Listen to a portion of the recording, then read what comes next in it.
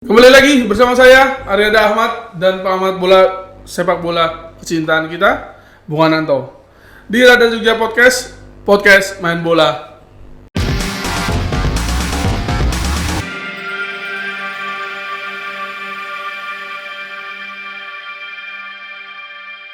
Ya, halo pemirsa, berjumpa lagi dengan saya. Seperti biasa, hari ini kita akan kembali lagi membahas terkait Liga 1. Karena sudah mulai kembali, kita akan membahas hasil-hasil dari PSS Sleman. Kita akan kembali membahas Sleman karena sudah 4 pertandingan, kalau dihitung dari sebelum tragedi ya, sudah 4 kali berturut-turut kalah beruntun ya. Nah, terakhir itu lawan Madura United 1-0, 0-1 dan Bayangkara 3-1. Nah, sekarang kita akan melihat bagaimana pandangan Bung Ananto. Karena sekarang nomor 15. Ya, urutan 15. Hanya berjarak 1 poin dari Rans Nusantara yang berada di posisi 16, dan posisi 16 itu adalah posisi degradasi. Ya. Bagaimana menurut Bung Ananto, PSS di ujung tanduk? Ya, ini agak sedikit kontradiksi ya. Dengan cuaca di Jogja yang belakangan ini cerah, tapi prestasi PSS ini juga agak sedikit mendung. Mendung 4 kali berturut-turut kalah ini kan. Lampu merah. Ini sebenarnya lampu merah, apalagi poin yang dimiliki PSS ini nggak beda jauh dengan Rans Nusantara kan. Nah, ini yang menjadi keprihatinan kita semua sebagai penggemar PSS Sleman kan. Dan sebenarnya sebelum kompetisi ini disuspend atau dihentikan sementara, tren penurunan dari PSS itu sudah terlihat dari 2 pertandingan sebelumnya yang 2 kali kalah, kemudian ini menular ke pertandingan setelah suspend ini dicabut, melawan Bayangkara gitu kan. Awalnya memang agak sedikit menjanjikan di situ. Ada sedikit menjanjikan tentang permainan dan sebagainya. Cuma dari seluruh seluruh permainan yang ada di 2 pertandingan ini, baik melawan Bayangkara atau menghadapi Madura United, itu tidak ada perubahan sama yang signifikan sekali ya. Dibanding sebelum kompetisi dihentikan. 2 pertandingan yang kalah itu juga gaya permainannya hampir sama, dan cara bermainnya juga sama. Kemudian kalau saya lihat ini yang paling menonjol kan begini, PSSI ini pemain-pemain depannya, terutama pemain depan dan pemain tengah ini jarang sekali berani masuk ke kotak penalti lawan.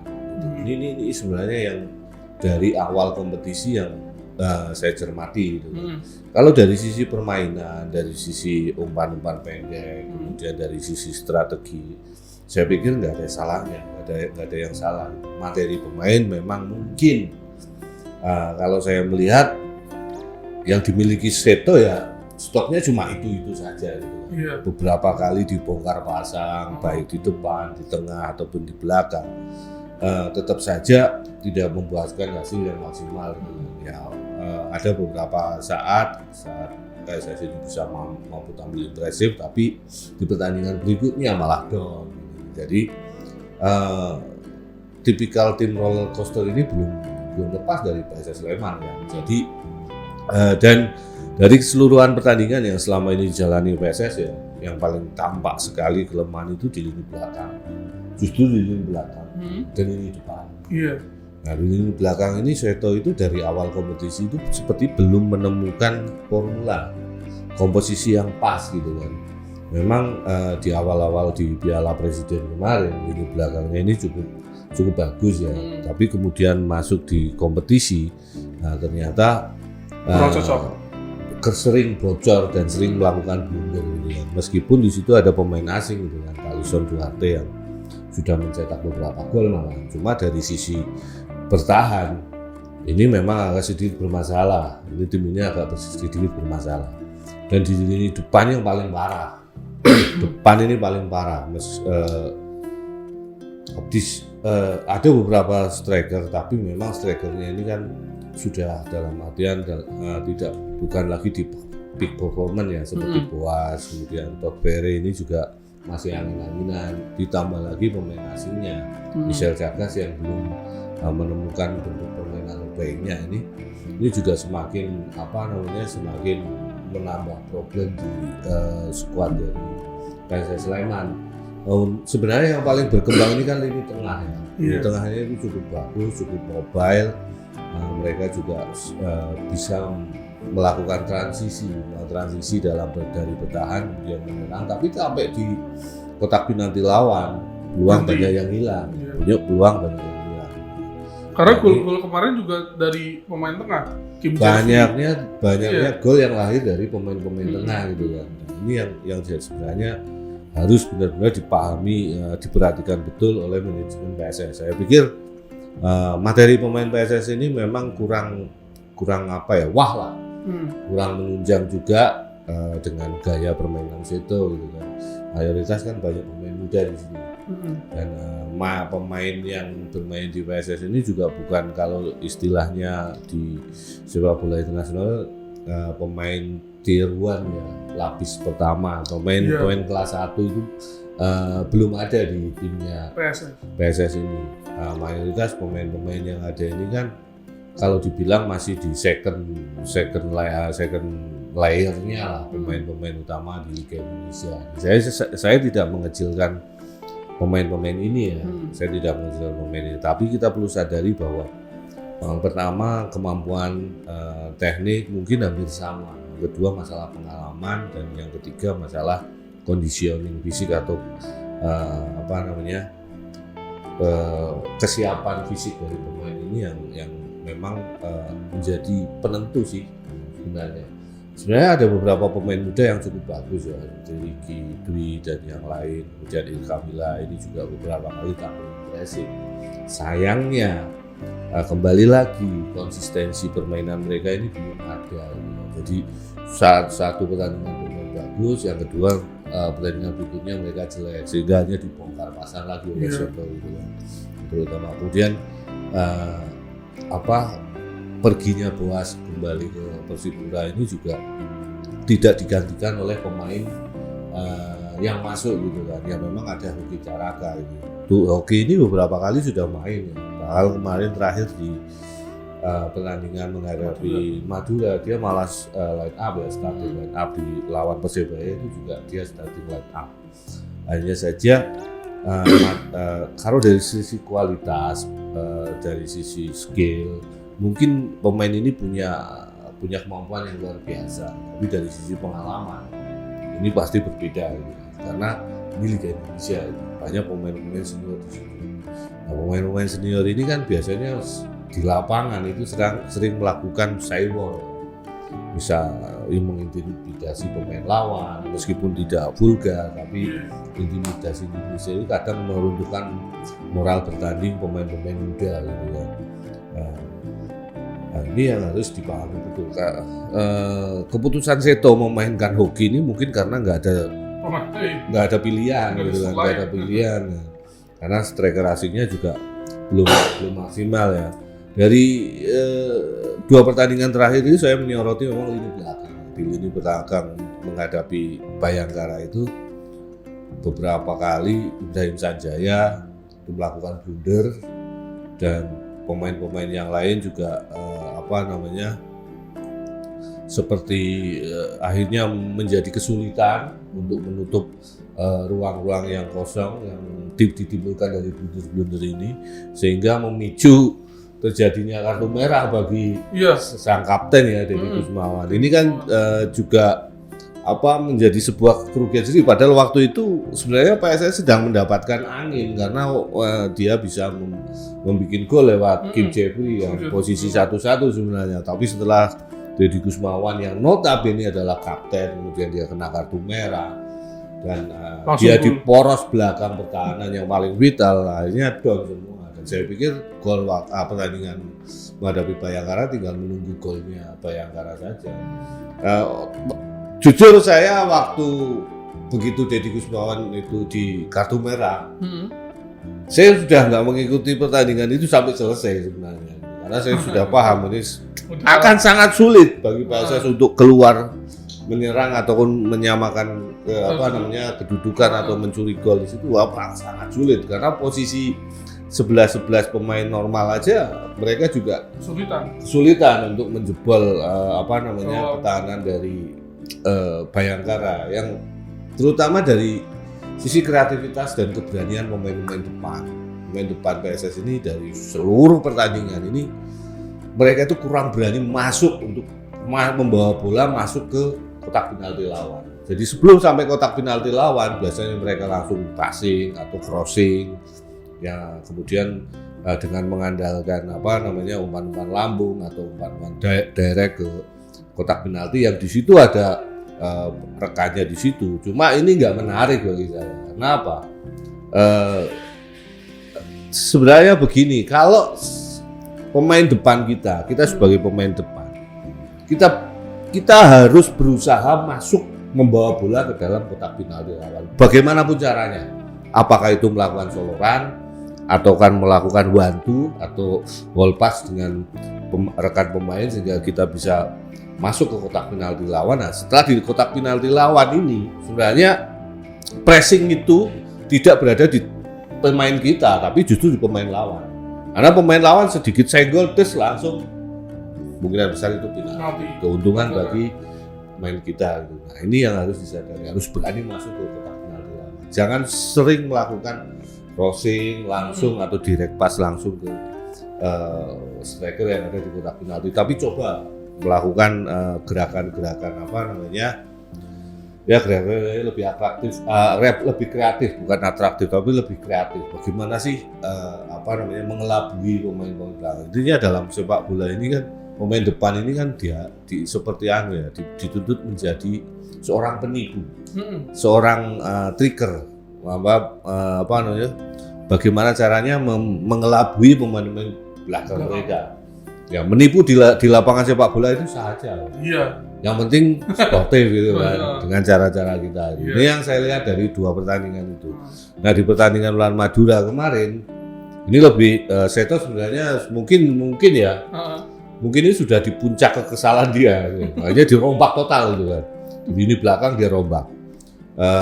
Ada Deddy Kusuma sudah pasti nggak main. Kemudian di situ Ibrahim Sanjaya dia parkir. Kemudian yang bermain cuma Nudiansyah sama Bagus Nirwanto ya. Bagus Nirwanto atau Munying ini ya mungkin satu-satunya pemain belakang PSS yang paling stabil bermainnya. Tapi kalau hanya untuk Bagus seorang kan percuma karena ini kolektif ya, permainan kolektif. Nah, dan kemarin 3 pemain asingnya itu juga nggak diturunkan. Kalau lawan Bayangkara kan masih ada 2 pemain asing yang dimainkan, si Jaga sama si Valente. Di pertandingan melawan Madura United hanya Valente yang bermain, Jaga sini diparkir. Kemudian 2 orang pemain belakang, 1 pemain belakang, 1 pemain tengah, Jihad Ayub di lini tengah. Kemudian Talisson Duarte ini juga masih diparkir. Kalau dalam pertandingan sebelumnya Talisson ini akumulasi kartu ya menghadapi Bayangkara. Nah, kemarin 3-3-nya ini nggak bermain. Dari informasi yang disebutkan Coach Seto, 3 pemain ini dalam kondisi tidak fit. Jadi saat latihan terakhir ada beberapa pemain yang cedera sehingga memutuskan untuk tidak main. Komposisi pemain menghadapi Madura itu ya saya pikir komposisi yang sangat terbatas ya, sangat darurat sekali. Dan beruntung sebenarnya PSS nggak kalah banyak karena Madura United itu juga tidak bermain cukup bagus ya. Mereka dapat penalti tapi penaltinya bisa ditangkap bolanya. Nah, ini juga sebuah sebuah angin segar sebenarnya bagaimana PSS ini bisa membalikan keadaan. Tapi sayang sebenarnya dari permainan menghadapi Madura kemarin itu jauh lebih rapi dibanding menghadapi Bayangkara. Terbukti ada 18 tembakan ke gawang yang dilepaskan oleh pemain-pemain PSS ini, tapi tak satu pun yang menjadi gol. Nah, ini menjadi sangat sangat Mengkhawatirkan. mengkhawatirkan ya dengan kondisi Iya. tim seperti ini, apalagi mayoritas tim-tim yang lain ini juga punya pemain-pemain yang sangat siap ya, meskipun beberapa pemain ini dipanggil di timnas ya untuk Piala AFF. Hanya saja di PSS ini kan nggak ada satu pun yang dipanggil untuk timnas ya. Jadi sebenarnya ini keuntungan gitu. Nah, terutama kekurangan yang saya lihat terutama di lini tengah, di lini belakang sama lini depan. Depan ini darurat sekali. Hoki sudah mulai rutin bermain, tapi dia belum mencetak satu gol dan masih terlihat sekali pengalamannya ini masih minim. Dia juga di timnas beberapa kali juga mengalami penurunan performa ya, setelah kemarin Piala Asia tampil bagus. Kemudian di pertandingan terakhir juga agak sedikit menurun, dan di TC timnas di luar negeri baik di Turki maupun di di Spanyol kemarin ya, ini juga agak sedikit menurun dan dia juga jarang dimainkan oleh Sintayong. Nah ini mungkin Hoki ini harus lebih bisa build up mental dia, kalau dari sisi postur, dari sisi fisik, stamina, kemudian dari sisi teknik. Saya pikir anak ini tidak mengecewakan ya, dia punya peluang untuk menjadi pemain besar. Nah mungkin di sisi pengalaman ini, kemudian mental bertanding dia yang harus kembali terus untuk dinaikkan. Nah ini aset juga. Harapannya Seto kemarin kan dengan dia hanya mengambil satu pemain striker di lini depan, dia bisa memanfaatkan si Hoki dan Sadam Ghaffar sebenarnya. Tapi Sadam ini sampai sekarang juga masih berusaha untuk mengembalikan performa dia sebelum dia cedera. Jadi ya ini memang agak krodit di lini depan. Dan Seto kemarin setelah pertandingan menghadapi Madura, dia sudah mengisyaratkan bahwa harus ada perombakan total di tim ini. Ya, namanya perombakan itu kan pasti penggantian pemain, pemilihan pemain. Nah, yang jadi masalah sekarang kompetisi ini sudah bergulir. Pemain ini biasanya sudah banyak yang dikontrak gitu. Satu-satunya cara kan ambil pemain asing yang lebih bagus, atau kemudian mengangkat pemain-pemain muda pemain-pemain muda yang mungkin ada di tim-tim lain yang tidak bermain reguler untuk ditarik ke PSS. Hanya saja kalau tim pemain muda ini ya gambling juga, karena balik lagi ke jam terbang dan mental. Jam terbang dan mental itu, karena kita lihat di Liga Indonesia ini masih banyak pemain-pemain senior yang punya mental bertanding cukup bagus dibanding pemain-pemain lokal. Nah ini tipikal Liga Indonesia ini kan memang agak sedikit unik ya, Jadi kalau pemain-pemain ya mungkin karena karakter budaya di Indonesia yang menganggap orang yang lebih tua ini untuk dihormati, mungkin ini terbawa ke lapangan gitu kan. Yeah. Jadi kalau menghadapi pemain senior ini agak sedikit sungkan gitu kan. Tapi sebenarnya kalau di lapangan nggak usah sungkan-sungkan. Yeah. Ya kita kalau memang kita harus duel saja di lapangan. Maksudnya dalam duel dari sisi positif, apakah kita body chat atau kemudian kita melakukan perebutan bola dan sebagainya, ini yang harus dipahami. Jadi dua pertandingan ini memang agak sedikit menyedihkan bagi saya, dan kalau tidak ada sesuatu perubahan di materi pemain PSS, saya pikir ya sulit untuk misalnya bertahan di Liga 1 ini juga sangat berat ya. Kalaupun bisa pun nanti juga harus melalui fase-fase yang seperti musim lalu kan, fase yang menentukan dan kemudian bergantung dengan hasil pertandingan tim lain. Ini kan nggak enak sama sekali. Apalagi target tim ini kan masuk ke minimal 10 besar. Ini harus diubah. Berarti ininya dengan hasil-hasil yang 2 pertandingan terakhir ini ya, itu sebenarnya nggak istirahat kemarin itu istilahnya kan musimnya kan sempat berhenti dulu lah ya, disuspend gara-gara tragedi.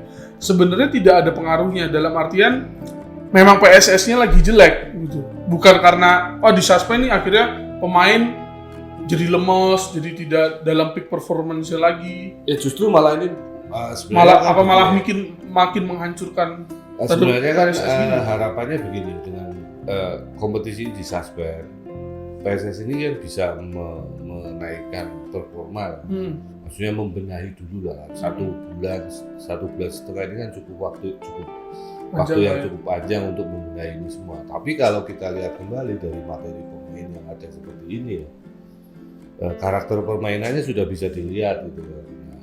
Sebenarnya kekurangan PSS ini ya itu kreativitas di dalam kotak penalti dan di depan kotak penalti, itu saja sebenarnya. Jadi bagaimana pemain-pemain muda, pemain-pemain depan PSS ini harus berani masuk ke kotak penalti, karena jarang sekali mereka itu masuk ke kotak penalti. Tapi dengan pemain-pemain saat ini, berarti istilahnya menurut Bung Ananto, ini menurut pandangan Bung Ananto ya, memang nggak bisa lagi di istilahnya pemain-pemain depan PSS Sleman saat ini, apakah benar-benar harus diganti atau kayaknya ini masih bisa deh untuk berkembang. Jadi gini ya, dalam sepak bola itu kan kalau misalnya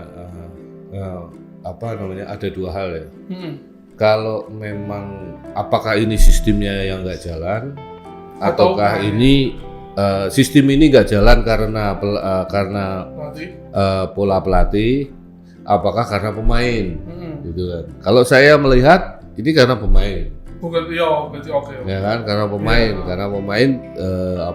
Nah, kalau pemain tidak bisa menjalankan skema permainan yang dikehendaki oleh pelatih, kan sebenarnya pelatih nggak boleh kalau pelatih kalau bisa ya punya karakter sendiri. Jangan pelatih menyesuaikan dengan pemain. Harusnya pemain yang menyesuaikan dengan pelatih. Kalau saya melihat sekarang ini kan Seto ini sepertinya menyesuaikan dengan pemain yang ada. Jadi karakter permainan yang dia kehendaki itu nggak terwujud gitu kan. Nah, berbeda dengan saat Seto pegang PSS di Liga 1 sebelumnya ya, sebelum ada gonjang-ganjing dan sebagainya. Dia kan punya materi pemain yang cukup. Sebenarnya pemain-pemain ini bukan pemain-pemain tier 1 waktu itu, tapi dia punya pengalaman, punya kemampuan yang memang bisa menjadi pemain tier 1. Contoh Ricky Kambuaya di situ. Dan sekarang sosok Ricky Kambuaya ini di lini tengah itu nggak ada sebenarnya.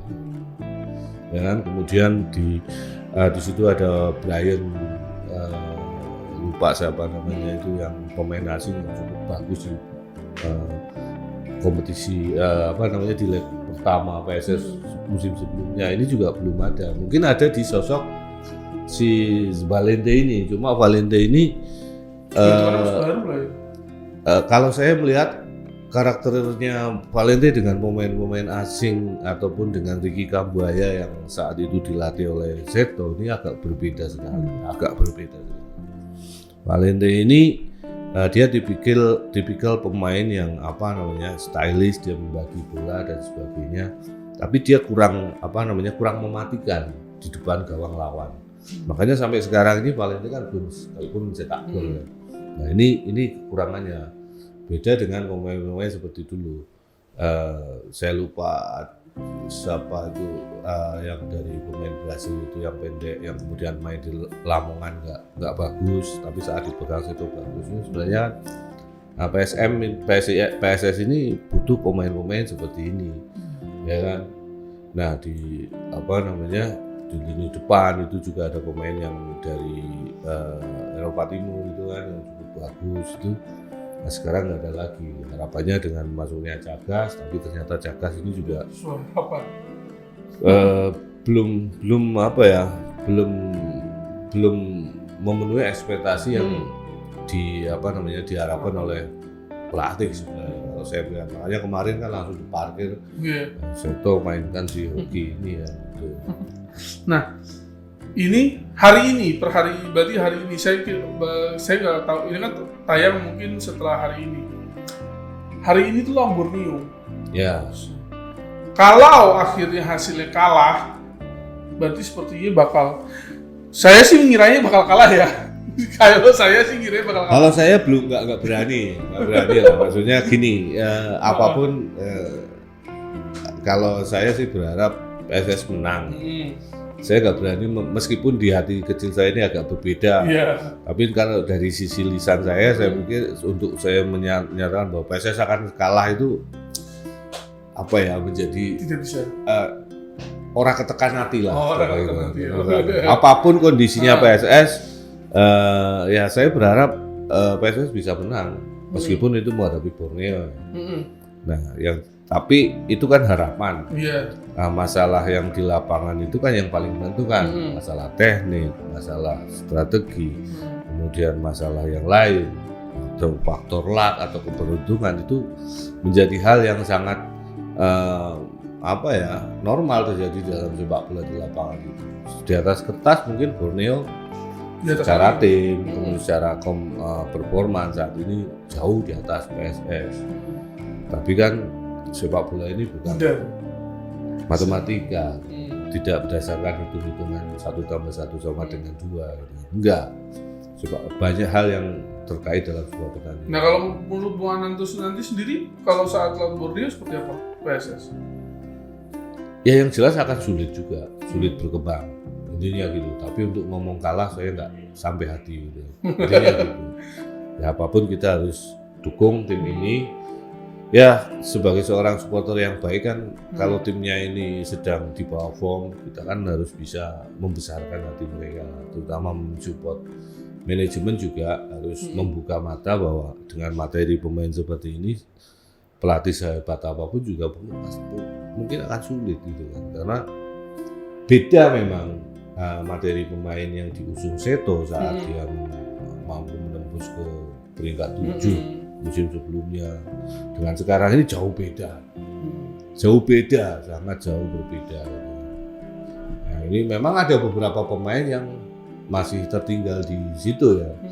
Cuma kan karena di Indonesia ini kan yang namanya pemain sepak bola ini naik turunnya itu sangat cepat. Ya bisa musim ini dia tampil bagus, musim depan belum tentu. Belum tentu bagus karena ya faktor profesionalismenya di Indonesia ini kan belum 100%. Masih kurang ya.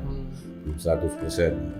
Nah, ini yang jadi ya ini PR bersama bagi manajemen, tidak bisa diserahkan ke tim pelatihan aja ya. Intinya gitu ya. Oke, kalau gitu kita berharap yang baik lah ya. Hari ini, karena per hari ini PSS akan tanding juga melawan Borneo. Ya mungkin ya yang harus dilakukan kan nggak mungkin ya dalam waktu dekat ini langsung ambil pemain. Mungkin yang harus dilakukan ya dengan cara-cara yang instan, maksudnya dalam artian dengan pemain yang ada bagaimana caranya agar bermain efektif, lebih efektif. Selama ini PSS ini belum bermain efektif, lebih efektif dan lebih mematikan. Intinya itu aja gitu kan. Kalau misalnya kita kalah kelas, kita kalah materi pemain nggak masalah, yang penting tim kita ini efektif. Kalaupun misalnya saya pernah dulu waktu jadi pemain itu, jadi pemain lokal asal sepak bola itu, saya pernah ya kita tahu diri. Secara teknik mungkin kita sama dengan musuh kita, tapi secara fisik kita kalah. Karena musuh kita itu sudah melalui TC dan sebagainya. Nah, bagaimana kita itu bisa mengukur bahwa kemampuan bermain kita itu mungkin 60 menit aja. Ya udah selama 60 menit kita fight gitu kan. Bagaimana kita cara menggolkan banyak-banyak, setelah kita gol banyak di 60 menit pertama, di 30 menit berikutnya ya kita bertahan total. Nggak apa-apa seperti itu. Yang penting kita sudah berusaha. Nah ini namanya bermain efektif gitu kan. Efektif bagaimana kita memaksimalkan kemampuan kita. Kemampuan kita bermain 60 menit ya, 60 menit sebelum sampai ke menit ke 70 ya atau 61 ya kita fight di situ. Setelah menit ke 61 ya sudah kita bermain tempo ya. Jangan sampai setelah menit 61 ini kita belum bisa ngegolkan. Wah ini pasti malapetaka, pasti gitu. Sama dengan teman-teman di PSS. Sebenarnya kan sederhana. Bagaimana kita bisa bermain cerdas, bermain cantik, bermain cerdik, dan efektif. Intinya gitu. Dan bermain efektif saya pikir tim pelatih sudah paham lah seperti apa. Itu ya. Oke, kita berharap semoga hasil yang terbaik untuk PSS. Kita akan membahas hasil-hasil PSS lainnya. Jangan lupa subscribe Raja Jogja Podcast dan Raja Jogja Channel. Sampai jumpa di episode berikutnya. Salam.